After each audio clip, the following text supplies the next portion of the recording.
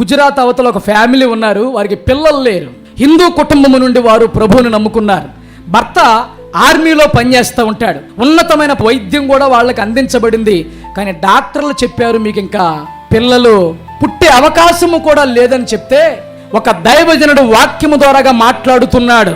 All things are possible with God. దేవునికి అసాధ్యమైనది ఏదీ లేదు. శారాకి మృతతుల్యమైన గర్భములో నుండి అనేక జనములకు తండ్రిగా దేవుడు ఇస్సాకుని దేవుడిచ్చాడు.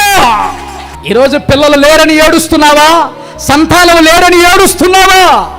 నీ కన్యలను దేవుడు చూస్తున్నాడు. హన్నా కన్యలను చూసిన దేవుడు సమూయేలుని దేవుడిచ్చాడు.